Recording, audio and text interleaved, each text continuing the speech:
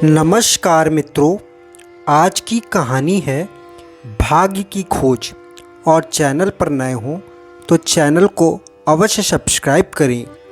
दोस्तों, आज की जो कहानी है बेहद ज्ञानवर्धक और प्रेरणादायक है, साथ ही यह रोमांच से भरपूर है। तो निवेदन है, कृपया कहानी पूर्ण सुनें और ज़्यादा से ज़्यादा शेयर करें। पोरन नगर गांव के सबसे धनी परिवार में रविकांत का जन्म हुआ। घर में किसी चीज़ की कोई कमी ना थी, इसीलिए बड़े लाड प्यार से उसका लालन पालन हुआ। समय के साथ रविकांत युवा हो गया, पर वह कोई काम धंधा नहीं करता था। उसके माता पिता जब उसे काम में हाथ बटाने के लिए कहते तो कभी भी वह उनका कहना मान लेता और कभी कभी अनसुना भी कर देता। इसी प्रकार दिन गुजर रहे थे कि एक दिन पिता ने उसकी आदत से तंग आकर उसे घर से निकाल दिया। अब तो रविकांत पर अपने भरण पोषण की समस्या आ खड़ी हुई। एक दिन रविकांत अपने हालात से परेशान होकर अपने गांव के बाहर बैठा हुआ था। तभी अचानक उसने अपनी छाती पीट पीट कर रोना शुरू कर दिया। रोते रोते वह बोलने लगा, मेरा तो भाग्य ही खराब है, न जाने मेरा भाग्य कहाँ चला गया है। अब मैं क्या ही करूँगा। जब रविकांत ऐसे कह रहा था, तभी उस गांव के अध्यापक वहां से गुजर रहे थे। जब उन्होंने रविकांत को यूं अपने भाग्य को कोसते रोते बिलखते देखा तो वह उसके पास आ गई और उससे बोले, रविकांत, तुम्हारी छाती पीटने से तुम्हारा भाग्य तुम्हारे पास वापस आने वाला नहीं है। तुम्हें खुद ही जाकर उसे वापस लाना होगा।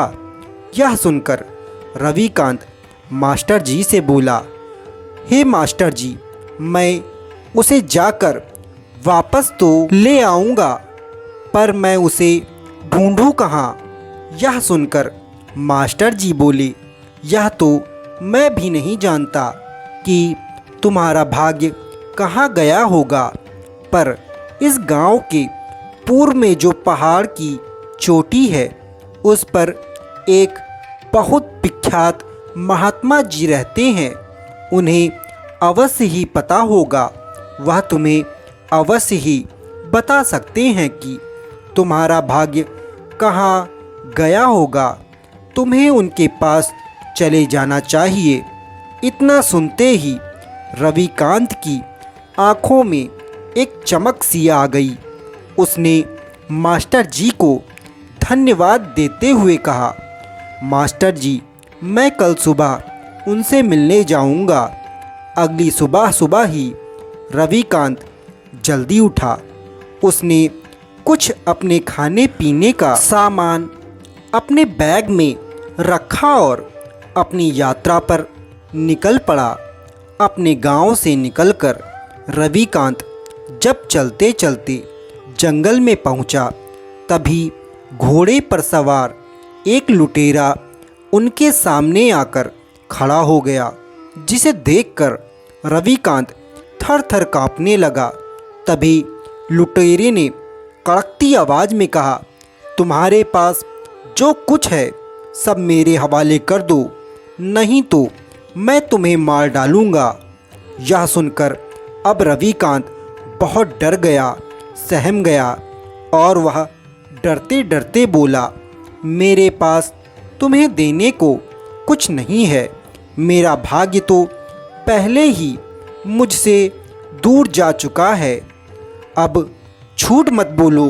तुम्हारे बैग में जो कुछ है उसे ज़मीन पर रख दो। लुटेरे ने बात काटते हुए कहा। अब रविकांत ने अपने खाने के लिए जो सामान बैग में रखा था वह सब निकालकर उसने जमीन पर रख दिया। लुटेरे ने फिर रविकांत से पूछा, तुम कौन हो और तुम कहाँ से आ रहे हो और इधर कहाँ जा रहे हो? तब रविकांत ने उसे बताया, मेरा नाम रविकांत है और मैं पूरन नगर गांव का रहने वाला हूँ। मैं अपने भाग्य की खोज करने के लिए निकला हूँ, पर मुझे उसका पता मालूम नहीं है।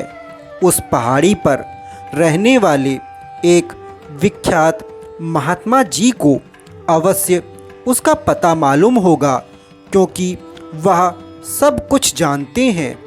इसीलिए मैं उन्हीं के पास जा रहा हूँ। यह सुनकर लुटेरे ने कड़कती गरजती आवाज़ में कहा, मैं तुम्हें तभी आगे बढ़ने दूंगा यदि तुम मेरे एक सवाल का जवाब महात्मा जी से क्या मेरा सवाल ला कर दोगे? तो तुम्हारा सवाल क्या है? तब डाकू ने कहा, मेरा भाग्य कब उदय होगा? यदि तुम मेरे इस सवाल का जवाब महात्मा जी से ला कर दोगे तो मैं तुम्हें एक बहुत बढ़िया इनाम दूंगा। रविकांत ने हामी भरी और आगे बढ़ गया। चलते चलते दोपहर भी हो चुकी थी। भूख प्यास से बेहाल वह चला जा रहा था। उसके पेट में भूख के कारण दौड़ने वाले चूहे भी अब हड़ताल पर बैठ चुके थे। तभी उसे एक झरना और फलों से लदा बगीचा दिखाई दिया। तब रविकांत सबसे पहले झरने के पास गया और उसने अपनी प्यास बुझाई। फिर वह फलों से लदे बगीचे में आया। उसने कुछ फल थोड़े और खाने बैठ गया। जैसे ही उसने पहला फल मुंह में डाला, उसे वैसे ही उसने थूक दिया। फिर उसने दूसरा फल मुंह में डाला, उसे भी उसने थूक दिया। फिर उसने इसी क्रम में तीसरा फल मुंह में डाला और उसे भी थूक दिया। जब वह चौथा फल उठाकर मुंह में डालने ही वाला था, तभी संयोग से वहाँ एक व्यक्ति आ गया। उसने जब रविकांत को यूं फलों को थूकते देखा तो उसने रविकांत से कहा, जो भी इन फलों को खाता है वह इन्हें यूं ही थूक देता है, आपको कैसे पता? रविकांत ने उस व्यक्ति से प्रश्न किया। मुझे इसलिए पता है क्योंकि यह मेरा ही बगीचा है, उस व्यक्ति ने जवाब दिया। वैसे तुम कौन हो और यहाँ कैसे आ गए हो? उस व्यक्ति ने रविकांत से यह सवाल किया। तब रविकांत ने उसे भी वही सब कुछ बताया जो उसने लुटेरों को बताया था। इतना सुनते ही बगीचे का मालिक बोला, तुम तो महात्मा जी के पास जा ही रहे हो, तो उनसे मेरे भी एक सवाल का जवाब लेते आना। बदले में मैं तुम्हें इनाम दूंगा। तुम्हारा सवाल क्या है? रविकांत ने बगीचे के मालिक से पूछा। मेरा सवाल बस इतना सा है कि मेरे बगीचे के फल कड़वे क्यों आते हैं और मैं उन्हें मीठा कैसे बना सकता हूँ? यह सुनकर रविकांत ने कहा, ठीक है भाई, मैं तुम्हारे सवाल का भी जवाब महात्मा जी से लेकर आऊँगा। यह कहकर रविकांत आगे बढ़ गया। चलते चलते रात घिर आई थी। रविकांत भूख से बेहाल हुआ जा रहा था। तभी उसे एक महलनुमा घर दिखाई दिया। उसके मन में विचार आया, क्यों ना रात यहाँ गुजार कर सुबह सवेरे सवेरे महात्मा जी के दर्शन किए जाएं। यह सोचकर वह घर के अंदर चला गया। वहाँ उसे एक दंपत्ति और उनकी एक बेहद सुंदर बेटी मिली। उन्होंने रविकांत को अपना अतिथि मानकर भोजन कराया। भोजन करने के बाद दंपत्ति ने उसके यहाँ आने का कारण जानना चाहा। तब रविकांत ने उन्हें बताया, मैं अपने भाग्य को खोजने जा रहा हूँ। मुझे उसका पता मालूम नहीं है, पर पहाड़ पर रहने वाले महात्मा जी को उसका अवश्य पता होगा। तब दंपत्ति ने कहा, यदि तुम महात्मा जी के पास जा ही रहे हो तो मेरे सवाल का जवाब लेते आना। तब रविकांत ने पूछा, आप क्या जानना चाहते हो? तब दंपत्ति ने कहा कि मेरी बेटी अक्सर चिड़चिड़ी और परेशान रहती है, इसका कारण क्या है? तब रविकांत ने कहा, ठीक है, मैं महात्मा जी से इसका जवाब जरूर लेकर आऊँगा। फिर अगले ही दिन वह चोटी पर पहुँचा जहाँ महात्मा जी अपने ध्यान में मग्न थे। रविकांत ने उन्हें प्रणाम किया और फिर उनके पास ही जमीन पर बैठ गया। कुछ देर बाद जब महात्मा जी की आँख खुली तब रविकांत ने फिर से उन्हें प्रणाम किया। महात्मा जी ने उसे आशीर्वाद दिया और उसके आने का कारण पूछा। तब रविकांत ने बताया कि मुझे मेरे माता पिता ने घर से निकाल देने के बाद मेरा भाग्य मुझसे कहीं दूर चला गया है, पर मैं नहीं जानता कि वह कहाँ गया है। किंतु मुझे यह विश्वास है कि आप सब कुछ जानते हैं कि वह कहाँ गया होगा। कृपया आप मुझे उसका पता बता दीजिए ताकि मैं उसे खोज सकूं और अपने साथ वापस ले जा सकूं। इसीलिए मैं आपके पास आया हूं महाराज। यह सुनकर महात्मा जी बोले, तुम्हारा भाग्य तो मेरे पास ही आया है, तो फिर महाराज आप मेरे भाग्य को मेरे साथ चलने के लिए कहिए। रविकांत ने हाथ जोड़कर महात्मा जी से कहा। तब नहीं, मैं उसे तुम्हारे साथ नहीं भेज सकता। महात्मा जी ने ऐसा कहा। महात्मा जी, मैं अपने भाग्य को अपने साथ लिए बिना वापस नहीं जाऊंगा। आप उसे कृपा करके मेरे साथ चलने के लिए कहिए। रविकांत यूँ बार बार महात्मा जी से अनुनय विनय करते हुए विनती करने लगा।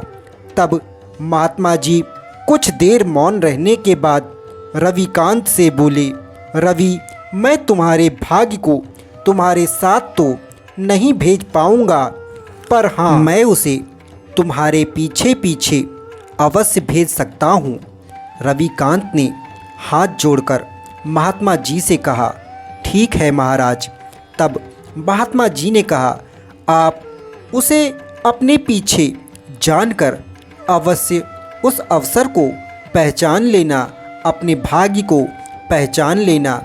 तब रविकांत ने कहा, महात्मा जी, आप उसे बस मेरे पीछे पीछे ही सही उसे मेरे पास अवश्य भेज दीजिए।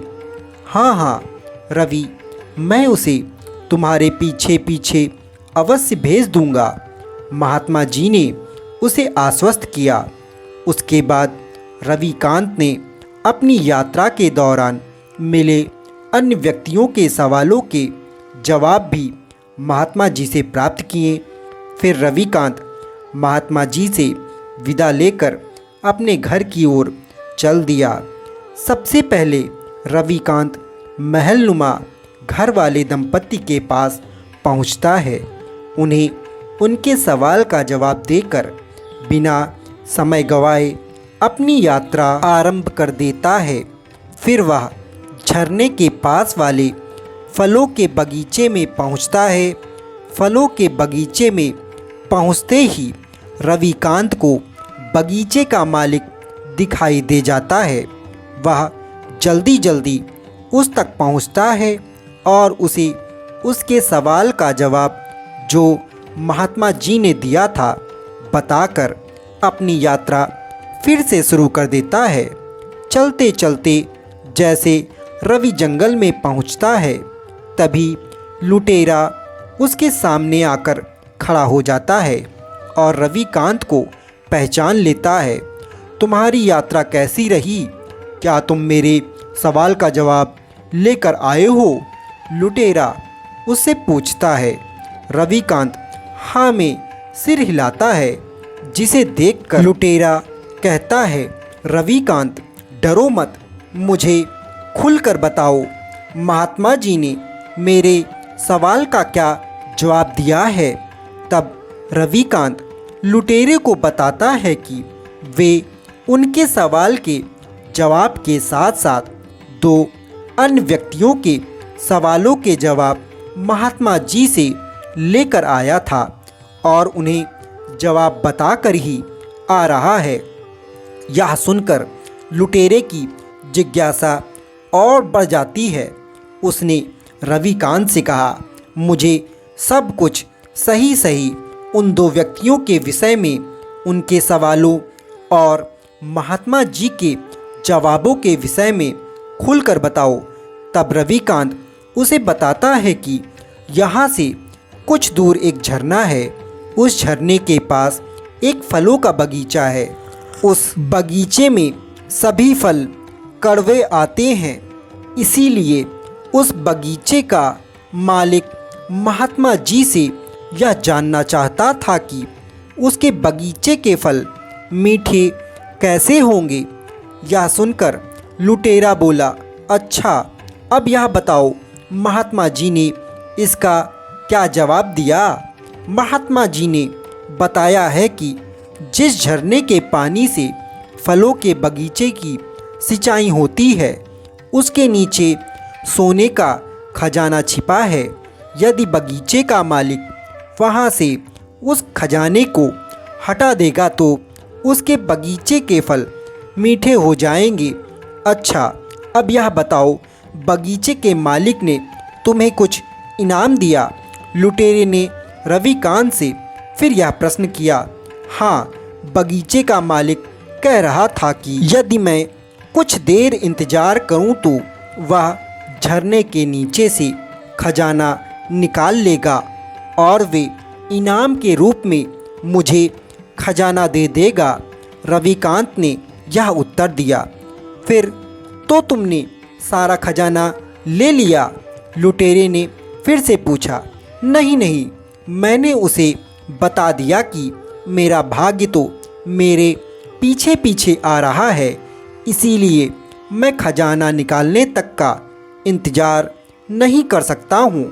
मैं जल्द से जल्द अपने घर पहुँच जाना चाहता हूँ। अच्छा अब बताओ, दूसरा व्यक्ति कौन था? उसका सवाल क्या था और महात्मा जी ने उसका क्या जवाब दिया? लुटेरे ने पूछा।